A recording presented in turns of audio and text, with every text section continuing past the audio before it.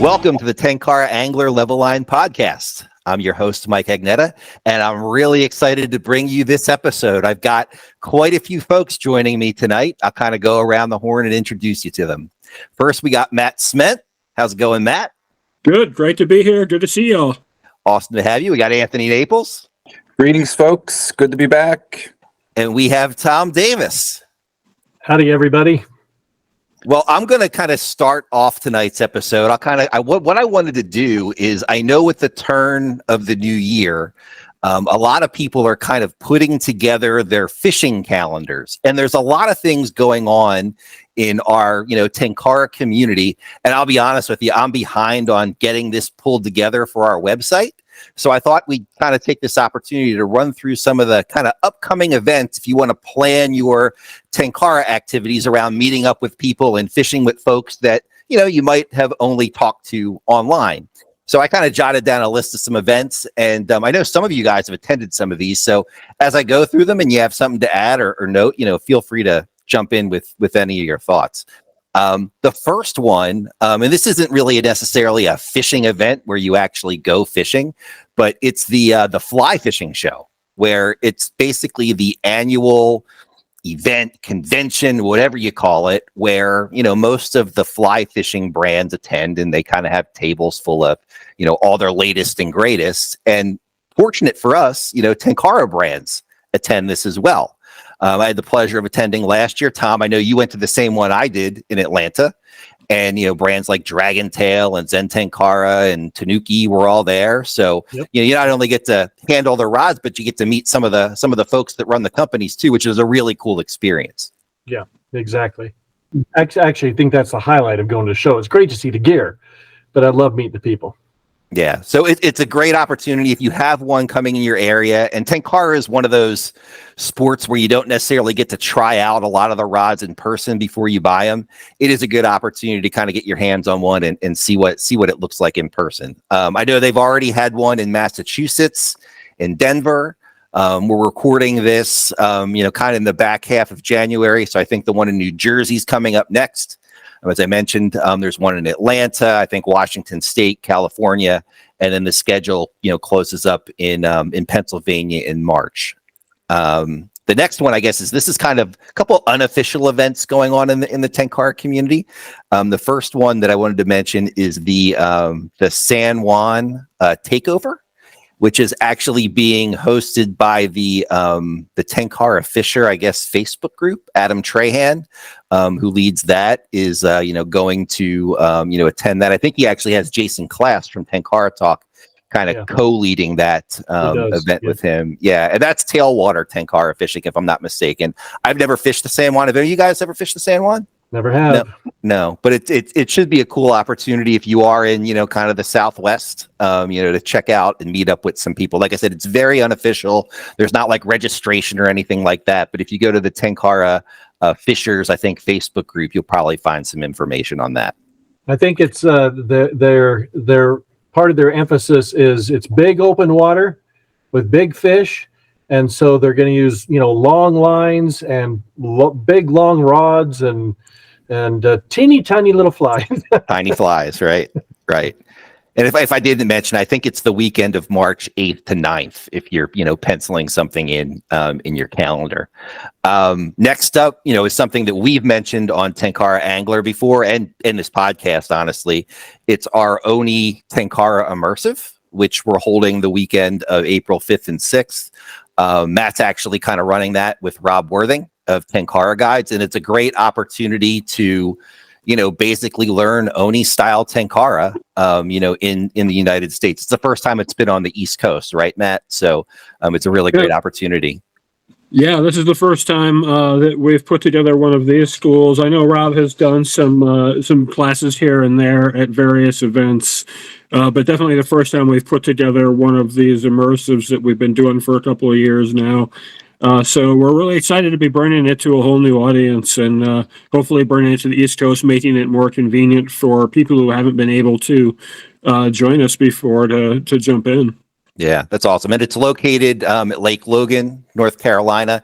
It is an event that you have to register, and there is a registration fee. It's not just one that you can attend for free, but you're going to be getting, 2 days of, dedicated instruction on some really, really great private water. So it's something we'd recommend you check out. I think we have about 6 or 7 people registered so far, and there's a couple slots open. So if it's something that's interesting to you, check out the website, for that link. After that, there's a couple other ones just to kind of run through them real quick. They're in April 25th to 28th on the Davidson River in Brevard, North Carolina. There's an unofficial campout held for the Appalachian Tenkara Anglers Facebook group. It's not necessarily like the Tenkara camp that Tenkara Angler had. It's very unofficial, but it's an opportunity if you live in Western North Carolina to meet up with some anglers. After that, there's a similar event in Wisconsin. We've talked about this on our website and podcast before. It's the Wisconsin Tenkara Campout, and that's the weekend of Friday, May 17th. I know most of us have been to that before. Anthony loves the driftless. What's so great about the driftless, Anthony? It'll make you feel like you know what you're doing, I think. It's some really good fishing. So that is in I guess that's southwestern Wisconsin in the middle of May. And then the last one that I wanted to just plug real quick is the one that Red Brook Tenkara puts on, the White Mountains Tenkara Campout, the weekend of June 7th to 9th in Gorham, New Hampshire. Like I mentioned, Red Brook puts that on. It gets some really good support, not only from attendees, but from sponsors. Usually Dragon Tail donates some things in addition to what Red Brook has for, raffles. I think Tenkara Rod Company and Yona have in the past as well.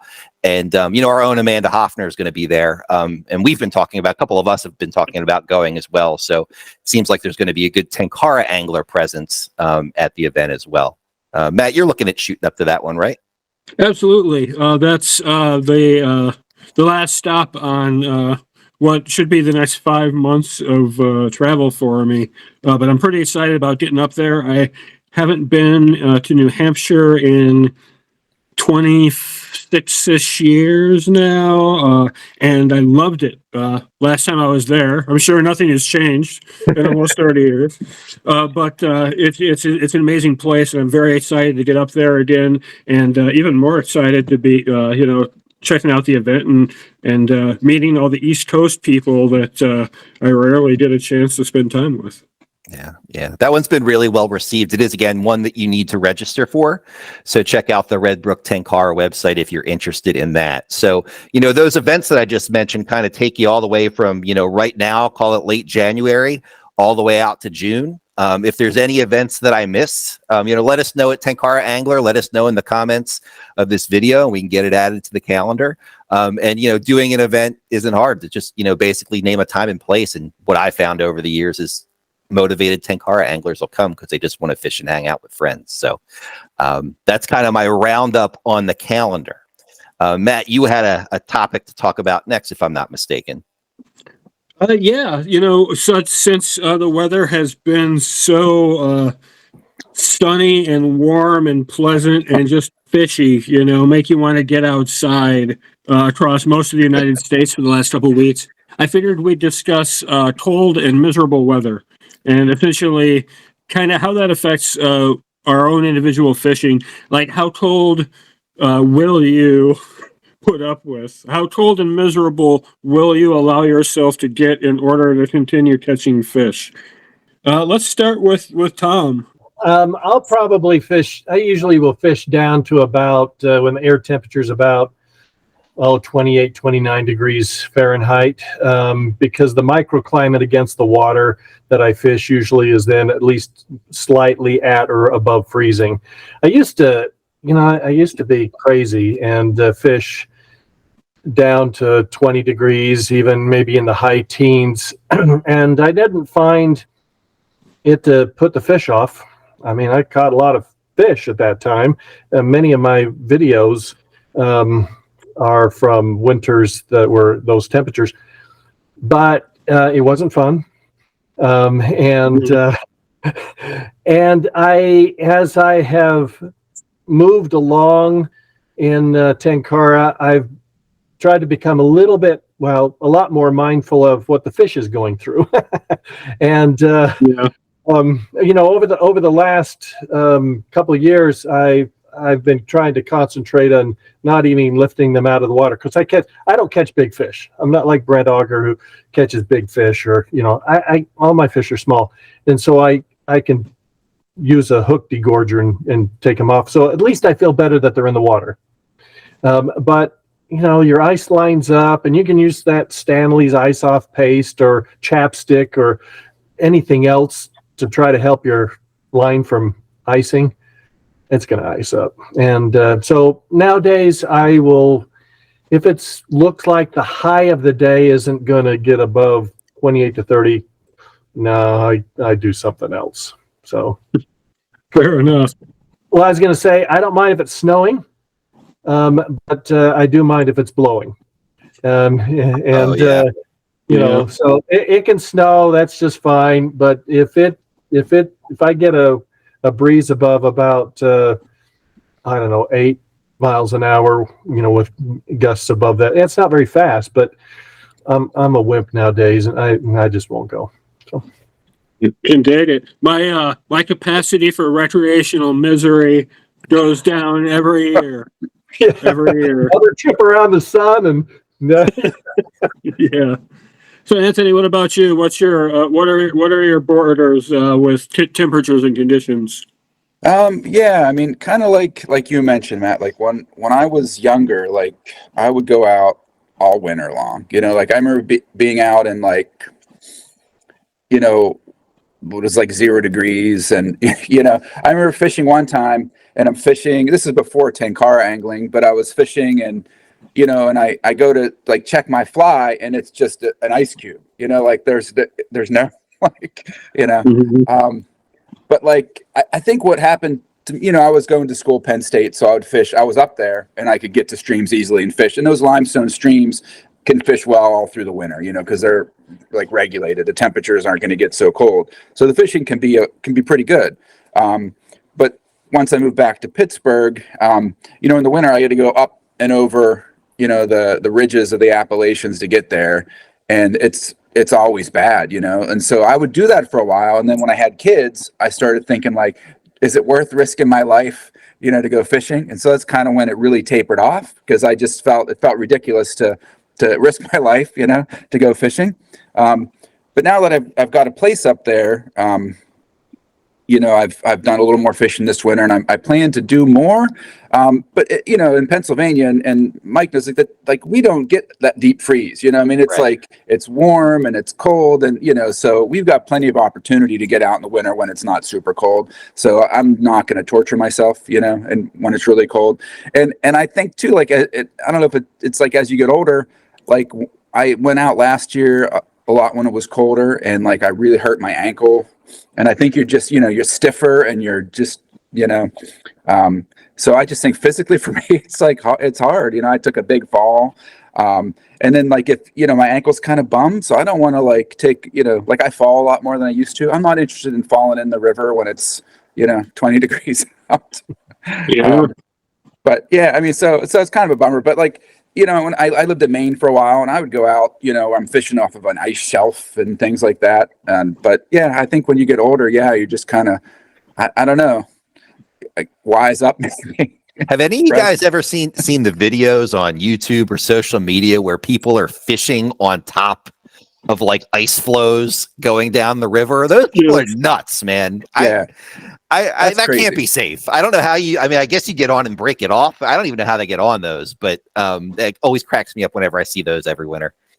Yeah, no, so I'm not real, I've kind of gotten, softer as I got older, I guess. But like the limestone streams offer a lot of fishing. So if I'm up there and it's in even in the 20s, like high 20s, that's not too bad, if it's sunny. But yeah, like you say, if it's windy and stuff, forget it. But yeah. And then as far as like changing up gear, if I am going to go out in the wintertime, like I've got like some cutoff fleece, fingerless gloves that I use, and I use the fleece ones because I can wring them out if they get wet. It seems to work pretty well if you're looking for something. Like I found that to be pretty good, and I tried using those blue gloves, the nitrile gloves, but I kept ripping them, so Exactly. Yep. I don't have too much luck with those, but and then I just do an underlayer. Like I have like silk, long underwear that I wear, and the biggest thing for me is a gaiter. Like if my neck is warm, like so I wear like a neck gaiter and stuff. I'm gonna be out there in the cold. I just got a pair of new generation electronic heating socks. Okay. I had some of the old ones where you had put a couple D batteries in, so you're walking around with these D batteries attached to your calves. You don't fit in your waders very well. And the cords, the heating cords across were on the balls of your feet. Oh. And so all you can feel is these wires when you're walking around, in the ice. But I just got a pair a month ago, about the time I did that one article, and they've got these rechargeable batteries, and I've been impressed so far. I've been impressed. They all have micro wires now, so they feel and they stretch just like socks, but you don't have anything that gets in the way of your tactile sense for the stream bottom. So That's cool. So far, they're good. I'll see how they go for the rest of the winter. Nice. Are they like USB rechargeable? Like how do they charge? Yeah. Yeah, they're lithium ion, so I might burst into flames in the middle of the stream, but they're USB chargeable. Yeah. Very cool. Yeah. So, Mike, what are your limits? On the Well, weather? I live in Florida, so once I can't wear a tank top and shorts, I'm not going outside and fishing. Well, fair enough. No, seriously. So, I don't really have limits. I'm more concerned about the condensation than I am the cold. And I don't really have the snow issues in the South that, you might have in Wisconsin or anybody up in the Northeast. I just don't like it being rainy and cold and wet. So, I usually, which can be difficult in the beginning of the spring when you do get a lot of rain and you're like really itching to get out and fishing, but there's just a lot of rain. So, what I typically do is I'll wait. Number one, I don't go fishing in the morning. I wait until it warms up to, be 11 o'clock or noon or something like that. The fish are cold. They're not going to be active. I'm not going out at 8 in the morning or anything like that. Exactly. Mike Lutz and I call that the gentleman's start. Yeah, exactly. Which is Yeah, right. 11-ish a.m. Yeah. And in the winter, if we're going to fish, I'll save it for my time too, but if we're going to fish, like 11's really the earliest we'd even consider hitting the water. Right. And then the other thing like I said, I consider is the precipitation. So I have to drive a little bit to get to trout water at least, right? Mm-hmm. So, I make sure that I'm going to go over a weekend, it's a dry weekend. I really don't want to be dealing with, being drenched and cold and all that. I don't mind the cold itself. I can wear layers and all that stuff, but I just don't want to be wet and cold. Not for me. I don't like that stuff. And then, as far what Vortex says, yeah, you're still wet on the inside. I mean, 100%. I don't know what they say. It's just not fun. Yeah. And then as far as gear goes, I mean, when it is cold, like if it's in the 30s or even, 40s, which, it's all relative. It's a sliding scale. I do fish those boring nymphs, in those conditions. I'm not out there manipulating, kabari or anything like that. I save that for later in the spring when the fish are a little bit more active. If I am driving 5 or 6 hours to go fishing, I want to catch fish. So, I usually do the thing that works. And then if I get enough of them and I want to mess around with a kabari, whether it has a bead or not on it, then I'll make that transition. But it was funny when Anthony was telling his story. It kind of made me think of a time back when I lived in Pennsylvania. I lived near a freestone stream that got stocked every winter, and they'd stock it around Black Friday. And then, we never really, like Anthony said, we never really got a ton of chills, but it was a really cold winter and that stream did freeze over. And I probably went out 5 or 6 times because of this one hole where the glass, the ice was kind of translucent. And there was one of those orange palomino trout just like kind of circling in that pool, and you could see it through the ice, but you couldn't quite get there. So I kept going back every weekend or whatever, waiting for that ice to crack or break or recede or whatever. And somebody must have got him before me because one weekend I went and he was gone. But so I guess it's precipitation, nymphs, and the allure of the Pennsylvania golden trout, we'll call it. So there you go, Matt. Right on. Well, from my point of view, I used to be pretty comfortable with going out when it was, I would go as long as the wind isn't too bad. As Tom mentioned, that's really the killer for me. As long as the wind's not too bad, I would go out down to about 20. And as Anthony also mentioned, I think Tom said too, like, the fish didn't seem to care. I was usually fish in Iowa, which is mostly stockers, but still, like I would still catch a decent amount of, especially on a colder, sunnier day, they would really be turned on. But yeah, it comes down to how much, like how long do you want to lose feeling in your fingertips? And, the last time I went out fishing was probably about 6 weeks ago. It was a couple of weeks before Thanksgiving, but it was we had a cold snap, and it was pretty decently cold. And my old pair of waders, both of them were leaking, so my feet were wet the whole time. And I was standing there thinking, like, okay, I know I can handle this level of misery. But then what popped into my head was I had recently seen a picture of the worst case of trench foot that I had ever seen. And I'm like, it only takes like 4 or 5 hours of like the right conditions to be like kicking that trench foot stuff in. And, I guess this is, the older and wiser stuff versus the younger, invincible thinking of I can take it, everything's going to be okay. Right. But the reality is, like, even if I'm standing there taking it, I could be like incurring a serious injury. Yeah, I mean that's true. I mean that's what I did to my ankle. Like I was out in the winter, and I think I got so cold that I just didn't realize what was going on, and it like flared up, an old sprain that I had, and it's been like going on 2 years now, and it's still pretty bad, Oh, so good. yeah, so. That and I get like I don't know if this happened to you guys, like when we used to go steelheading and it'd be really cold, I would and I must deal with like the cold feet. I would get like the plantar fasciitis really bad. Exactly. So like that's no fun either. And I think Anthony, you mentioned once that you definitely don't walk backwards when your feet are cold. I think that's all of us. Don't even think about it. Turn around and walk forward. Don't take a step backwards. You'll go down. Yeah.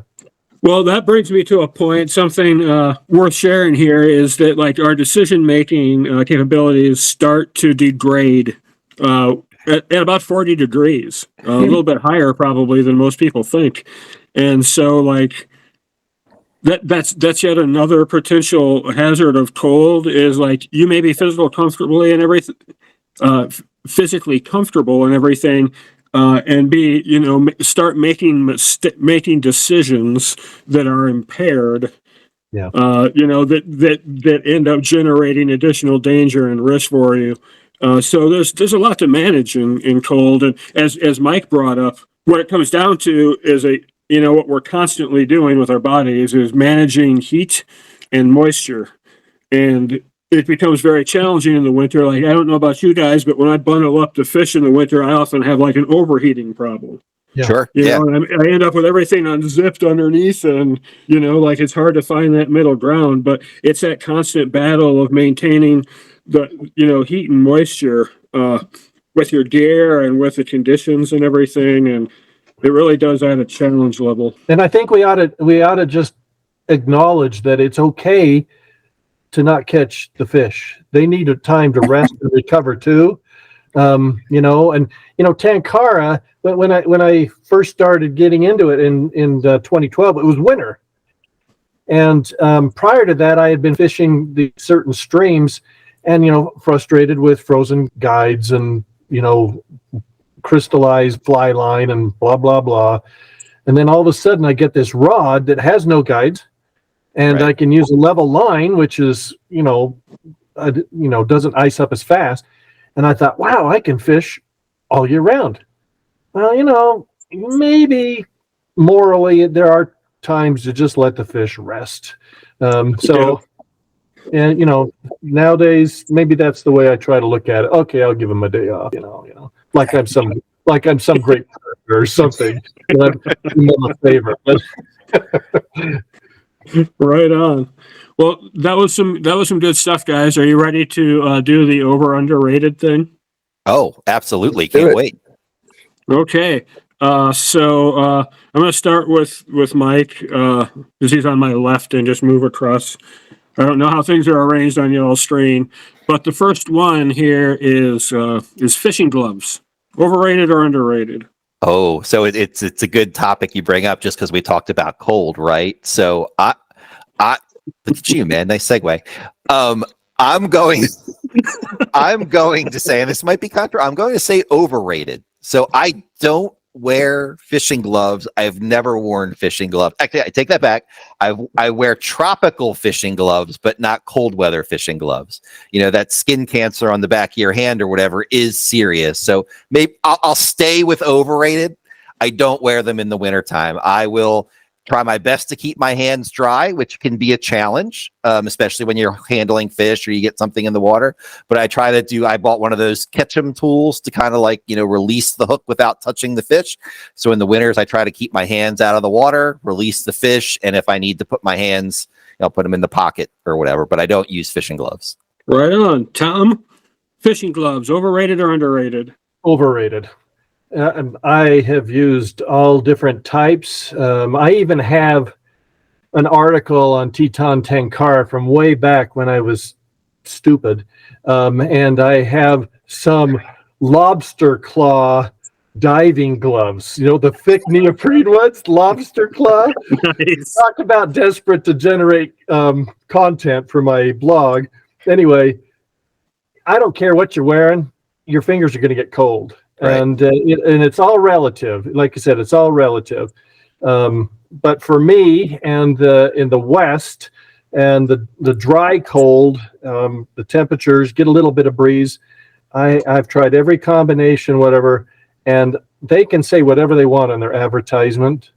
And I understand it's better than maybe bare skin, but your fingers are still going to get cold. I think they're overrated. I don't think that you get anything perfect. Nowadays, again, they've got these gloves that are now heated, and I have yet to try those, but they're not really fishing gloves. So Fair enough. Anthony? I don't really have my finger on the pulse of fishing glove opinion, so it's hard for me to decide whether they're over or underrated. But I will say that maybe they're just rated well. I don't know. I have a pair of, they were Sims, they're fleece, polar fleece with the fingertips cut out. And and for me, it's not a matter of the fingers so much as the back of my hands. No, they don't flip over. It's just the fingers. Yeah. And my fingertips are fine, but if the back of my hand gets cold, then I lose all. Right. I can't use my fingers, Yeah. So I need something on the top of my hand. And when it's really cold, they're convenient to hold some hand warmers. I'll put when I used to go out steelheading, I'd put hand warmers on the top of them actually to hold them there. But and they get wet, but it seems like once they get wet, it's kind of like the water heats up in the gloves anyway. It's not so bad, and you can kind of wring them out if they're soaked. When we were out at the farm show last winter, I bought a pair. They were these fingerless alpaca gloves, and the lady that was selling them said her husband uses them for fishing. So I haven't had a chance to. I've worn them a couple times, but they haven't gotten wet. So I don't know, how they deal with the moisture. But they're nice and warm, But yeah, so I use them, and but I've tried other ones where the flip over ones, or I had ones with some of the fingers were like different combinations of fingers, exposed and not exposed, and just the fingerless, like hobo gloves. Yeah, that work for me. I always end up taking them off. Right. Bring it around to me. I'll say overrated because I always end up taking them off. I don't like the loss of dexterity. 100%. I don't like. I definitely don't like having them on when I'm handling a fish. Yeah. That to me feels like it's maybe I'm being too paranoid about the mucus layers and all that, but that feels like maybe a little bit more contact than I should have. Sure. But yeah, if my hands get cold, I'll stop fishing. I'll just kind of dry them off and take a couple minutes to warm up and stuff before I move on. Because dry is really the big deal. Yeah. as long as it's not super windy, which if it is, I'm not going to be out there, as we've discussed. Right. At the risk of going down a rabbit hole, I'm just curious. Have any of you guys tried like latex gloves? I see that a lot, like, like the food prep or like the surgical gloves or whatever. I've never had that. I'm just curious what your thoughts are on those. You mentioned the nitrile. I've tried the nitrile gloves, like the blue ones. Mm-hmm. Like, because my daughter, she goes at the farm, at the horse farm, all the girls wear them under their other gloves, and it keeps you super warm. But like, so I tried them, and my problem was that I just kept ripping them. I would tear them. You need at least 5 mil instead of the 3 mil. I've used latex surgical gloves, from my profession. I've used the nitrile gloves. The problem with them, they make a great vapor barrier. That's essentially what it is vapor barrier technology. So you can get your hand wet, and essentially, obviously, they're impervious. So they're not wet from the stream. But your hands will start to sweat. Like all vapor barrier products, you're going to sweat. And depending on how long you're out there, winter fishing, in my opinion, the main difference between winter fishing for me and summer fishing is the duration I'm on the water. If I manage the time that I'm out there, I can actually be relatively comfortable. But I'm not out there in the water that long compared to summer. Your summer, you're out there, you might be out there many consecutive hours. But winter fishing, if you play it right, you can wear nitrile gloves underneath your gloves or fingerless gloves, and you can be relatively comfortable. But it's all relative. Okay, so the next one, and I'll start with Anthony and move back across. So Anthony, overrated or underrated? Knowing the Japanese words for specific techniques. Oh, this is like a trigger for me, Matt. I don't know if you know that or not. No. Yeah, I mean, I'm for whatever reason, I don't know if it's my ADHD brain or the kind of thinker I am, but jargon, I hate jargon of any kind. Like whatever, if I'm in a hobby and people like have these arcane terms that it just really bugs me. Like that just really bugs me. It's not Tenkara specific, and so I'm going to say overrated, but I the caveat is I understand if you have to instruct someone, it's good to have some terminology, so I'll allow that. But for me personally, I think overrated, and also I have a list right here. This has a bunch of Japanese manipulation terms on it right here, and the other problem I have with it is I don't feel like I own that information. Like I feel like I've heard it secondhand from other people. I've never been to Japan, and I don't feel like I have like not permission to use it, but you know what I mean? I just don't feel like I have ownership of those terms. So yeah, like are you sitting in the proper context to be able to speak on that term with authority? Right, exactly. Yeah, I don't feel like I have the authority to use a lot of that, and so I'll just say like swing the fly or pull it or whatever, So. Okay, Tom, you're second again here because they're in the middle. Underrated or overrated? I'm going to be a second witness to what Anthony said. I think for me, in a casual conversation among friends, it's overrated. Don't use the words. I mean, I'm a white guy. I can't even say the word salsa with any respect. I mean, that's not, or in the South, I don't say y'all because I'm not a y'all person or all y'all.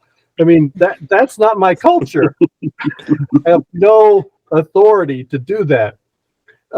If you're trying to teach somebody, or it's in a well-written educational document like what Discover Tenkara has, learning under their Learning Tenkara, I think it's great.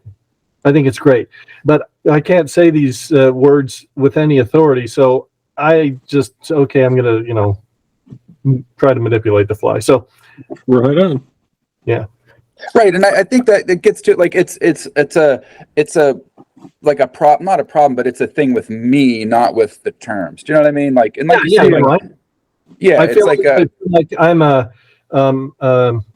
trying to pull the wool over somebody else's eyes. Right. Like, I'm smart, and exactly. And everybody knows I'm not smart. So Mike, Yes. underrated or overrated? Knowing the Japanese words for techniques. I'll be the contrarian. I'll say underrated. Not only because they both said overrated, but I mean, let's face it. Like, we don't even say the word Tenkara right in America, and we say it all the time because we're describing the style of fishing that we like to do, right? So I think, you both hit on it. So I'm not going to like beat a dead horse, but I think there is a benefit to having a term that can be commonly understood. And the fact that we're lazy Americans and don't want to learn how to say it or what it means is on us. It's a reflection on us, not the Japanese language or the terms themselves, right? Like, they've created these terms to describe a specific technique of fishing. We should at least try to learn that and understand what it means. So when you do converse, everybody is speaking a common language, even if it is a foreign one. So I'll say underrated. Okay, I'm going to say overrated because everybody should know exactly what I mean when I say do the little tappy sideways thing. Or no, you guys have brought up a great point as far as like the need for an operable language in any sort of body of knowledge. Tenkara is not different from anything else, but I think it definitely serves as a tool of discussion. But I don't think it's absolutely necessary because like every time I learn / I'm able to retain the name of a technique in Japanese, it's basically it's like pon. Okay, I mean it's tapping. Okay, like like it's there's I think a lot of the terms are just the Japanese words for things that we would say like. They're just they're descriptive. They're descriptive terms. Yeah. Yeah. So I think what's important is I don't know, being flexible on the word itself, but being really focused on the meanings and the Sure. understanding the ideas behind them. Yeah, I guess. yeah, and I would add like with I don't know about how you guys fish, but I don't fish and I don't think to myself I'm gonna do A, I'm gonna do B. I cast out and I do different things as in the same drift or what as needed, and I don't think about them as I don't think about these manipulations so much as discrete things, while I'm doing them. You know what I mean? Yeah, absolutely. I don't break it down that way. So, I don't know. Maybe people do. I mean, I was actually just reading the Tenkara USA book, Daniel's book, about some of the stuff, and it was kind of interesting because it was not in the way that the way he described some of the things was not in the way that I understood it. Which is not to say he's right or wrong or whatever, but it was just different than I understood it anyway. Do you know what I mean? Like, for instance, when he talked about, pulsing the fly or pulling the fly, he talked about it being very rhythmic and not erratic. And I thought, well, geez, like I always do it very erratically, so it was just kind of interesting. So, even though I think I may understand the terms, it kind of gets back to that where I'm not even sure that I do completely know what the term means in the in the Japanese context, So. Yeah, that's a great point. All right, guys, last one real quick. So we'll start with Tom this time. Overrated, underrated. Pertagon. Yeah, thanks for that one. Like I said, something I said earlier about throwing gasoline on the fire. As far as an art form in tying, overrated. They're just psychedelic popsicles.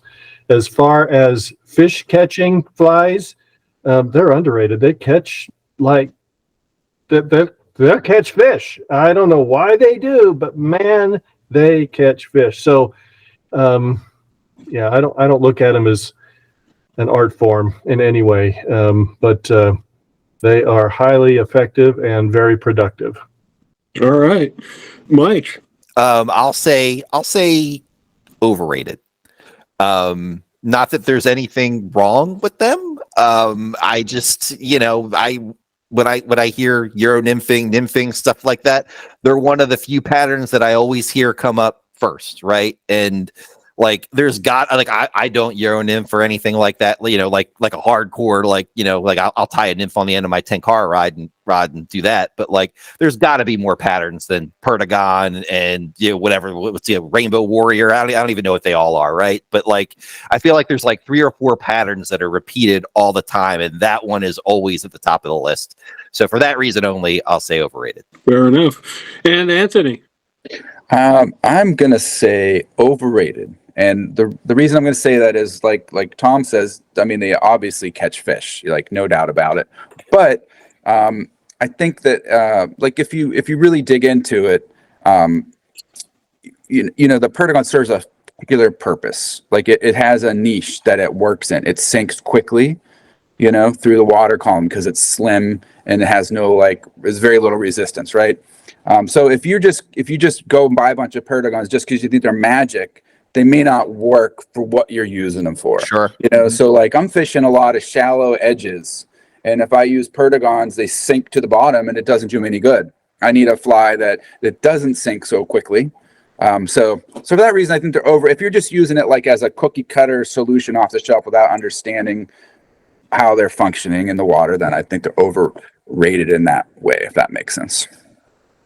Absolutely. I have some in my box, but I've only ever put them on kind of randomly, as like I just don't do a lot of nymphing, except when I have to. You know, Tom and I are similar in that regard. I think we nymph when we're forced to by weather and circumstances, but I cannot deny the level of skill and fish production involved. You know, like, God, Anthony, it's obscene how much fish you catch when you're on, and I mean you're like sometimes I think there ought to be a law, like so I mean they absolutely work, you know, those little nymphs and stuff. It's just as Tom recently brought up in his now legendary controversial essay, you know, to me it's not the experience I'm looking for, but that doesn't mean it's not a massively effective tool. And they just look cool. Yeah, they look cool and they feel really cool when they hit the back of your head too. Yeah, they're they don't call them pebbles for nothing, man. Boom. But you gotta be careful who you're fishing with. Yeah, exactly. All right, guys, this is a segment that we kind of teased a little bit last show. And what I've done is I've asked everybody to bring a book. And I know a couple of the guys have a pile of books, so I'm wondering which one they're going to actually pull out. And the theme is a book that influenced your Tenkara fishing that is not specifically about Tenkara fishing. And just to get things started, I'll start out. My book is Active Nymphing, Aggressive Strategies for Casting, Rating, and Moving Nymphs by Rich Ostoff. You see this one here? It's getting through the special effects there. We'll put links up to these books in the info for the video and all that. But this book really had a big impact on my fishing in really just the way I approach and size up and fish the water. And he really goes over a lot of man, it really sums it up in the title about like when to move the nymph and why, and then gets into how. He works a lot with depths of the water column and using the current to get the nymph in place, being able to drop it quickly or slowly depending on how he's working it. And one thing that really struck me when I first read it was he was talking about pacing and how he doesn't really spend a lot of time on any particular bit of water. And that really kind of spoke to me. Like, you know, I'll move through a piece of water and I'll put like, you know, what I think is a decent amount of casts through there. But if I'm not getting them on the first or second hit to a target zone, I'm probably not going to stick around and nail that fish. The interesting thing, of course, about his style and why I think it speaks so clearly to me is that he is an angler that came up in the driftless, and then the Rockies are kind of his secondary fishery. But he spent a lot of time on the spring creeks. So it really had a really positive effect for me on imagining how the fly moves through the water and how to move and control the fly through the water. So that's mine, and we'll go to Mike for the first one. Sure. So I'm going to do my book report. So I don't know if this book is even still available to purchase. I probably should have looked it up on Amazon or something like that, because the copy I have is from 2010, but it's called Fish Like a Guide, and it's written by George Douglas. And Okay. George Douglas is he's a fishing guide, obviously. He used to be the owner and editor of a magazine called Kype magazine, like the lower jaw of a trout or a steelhead or whatever. And I don't even think he's necessarily like a fly fishing guide. I think he was just like an angler. But the book is great, and I picked this up, kind of like when I was getting into fishing, like fly fishing in general. And it's just a really great kind of primer if you are coming in kind of off the street on how to attack basically every bit of fishing scenario without being overkill. Like, it's not a total book on, reading the water. It's like 4 or 5 paragraphs about reading the water. And it goes into a whole bunch of different scenarios where if you're a newbie, and I'll be honest with you, this book influenced my fishing, not just my Tenkara fishing, but obviously there's a lot of carryover to it. I found it invaluable just because it's so easy to consume. It's only about, 100 and so pages, and it's big type with lots of pictures. So like, it's not going to take you that long to read, but it's a really good book. I'm trying to find, there's probably a passage in here just as an example I could probably read just to kind of show you like what I'm talking about. But it just breaks down things, kind of very, very simple, for somebody who's picking up fishing, Tenkara, fly fishing, doesn't even matter, what it is. Like, one of the little passages in here is like, don't chase a splashing fish, right? Like, you should have a plan when you hit the water. And, usually you might be fishing an area of the water and you might see maybe 30 yards up ahead of you a rise or something like that.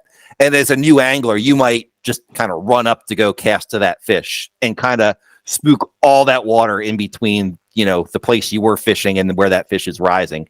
And it was just like a little tip that was just like an aha, because I was that guy. I would see a fish rise and I'd either hop out of the stream or, go up to it and try to catch it. And it's not saying you shouldn't fish to rising fish. It's just saying, have a plan when you hit the water and stick to it, because that fish will still be there when you do get, 30 feet or yards or whatever it is upstream. So I really like this book a lot. It's called Fish Like a Guide by George Douglas Fly Fishing. There it is. Tom, what you got? I'm not sure whether this book is still in print or not. Its copyright is 1995, and I got it back when I was a resident in Oregon, and it's called Presentation by Gary Borger, and it's a big book. It's a big read, but it is one of the books that transformed my fishing. I have been tying flies since the early 1970s, but I never really fly fished. And once I got out of Southern California for medical school and up into Oregon, then I decided to start fly fishing, and I needed to learn about it. And I read magazines and things like that. But this book, the way he writes it, it's sort of a mixture between technique and essay, if you will. He'll explain a certain situation, and then he talks about what worked for him, and he goes into some instruction. Anyway, I found it really well written. It's very well illustrated, nothing fancy. They're all line drawings by his son, Jason. I don't know if you can see this picture here, this illustration, but way back when I was learning fly fishing, I had a hard time with the standard holding the hammer grip with the thumb forward. It just never really worked for me. I tried Joan Wolf's techniques and her little wrist hold it still, whatever that thing is to keep you from flipping your wrist. And I never really could cast without getting a tailing loop in my tippet and tying wind knots and all this stuff. But then I was reading one day and I came across, and here he's showing using the finger forward grip. And I never had, up to that point, I'd never seen a Western fly fisherman actually use that particular grip. He calls it a tripod grip, or he's got some name for it.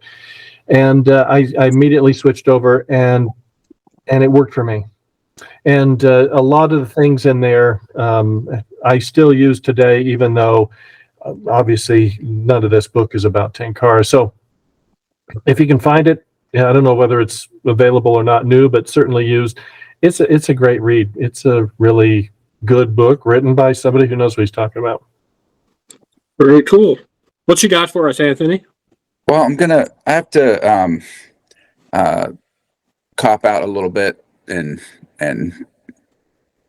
go outside of fishing, I guess. So one of my favorite books of all time is High Fidelity by Nick Hornby, which was, about the record store owner in England, the book was, and it was then made a movie with John Cusack as the owner of the record store. And the reason that this informs all of my Tenkara fishing is that in that book, Rob, the owner, he realizes at one point that he has been what he calls a professional appreciator. And he decides he wants to do something and put something into the world. So that book is why I started my blog. I'd been thinking about it, but that got me off my butt to do something and not just, be a appreciator. And I really think if I hadn't started that, blog casting around and met people like Mike and Carell and, Jason Class and all these people in those early days, I wouldn't be here now. I may not have ever taken up Tenkara. It was really kind of got me into that whole thing. So really any one book is responsible for my Tenkara, experience. It's that book, which I love. Probably one of the only books I've laughed out loud reading. And I like the movie too. I think usually you say the book. I was trying to find a shirt that said the book is better to wear, but I actually think the book is better, but the movie was pretty good. So that's my non-fishing thing. So I will give you some fishing stuff too. So my fishing book thing is also kind of not one book, but it's a kind of book. So this is Pennsylvania Trout Streams and Their Hatches by Charles Meck. So when I started fishing this is 1993. So when I started fishing in 92 or whatever it was, this is pre-internet. So I didn't have any fly fishing friends. I didn't have any groups to go to. So the only way I could find places to fish was in books like this. And me and my father, I was at Penn State at the time, and we didn't go to every stream in here. We went to a lot of them and all every region of the state. And before that, I would spin fish and stuff, but I didn't really think about wild fish and stream, what that meant to have fish reproducing and things like that.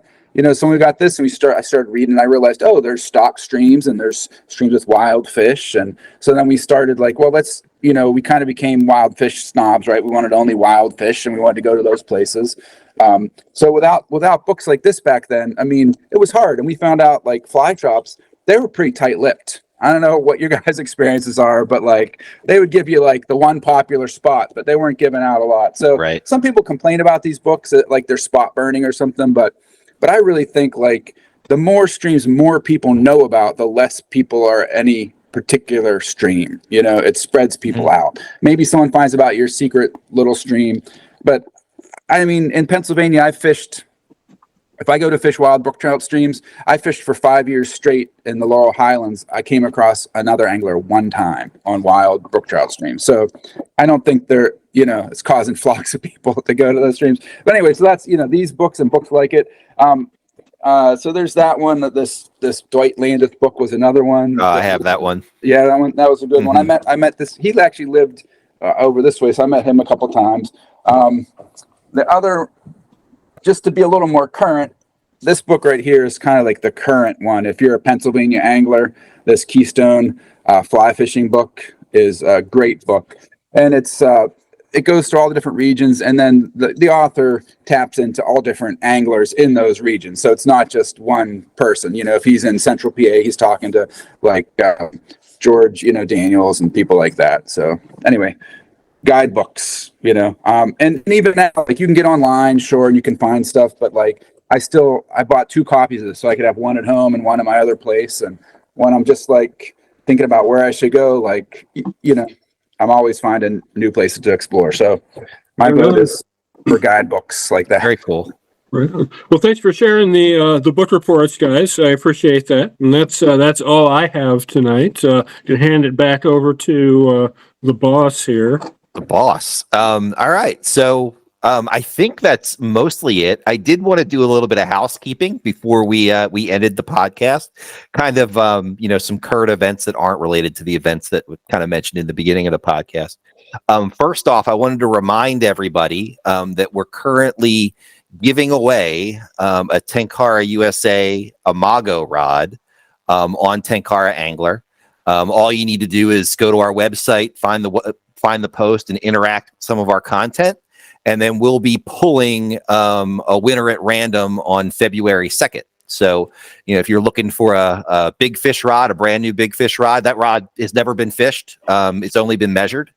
And it's the same model that we gifted to our Japanese angler visitors that came over from obviously from Japan to fish with us out in Colorado. It's a really solid rod.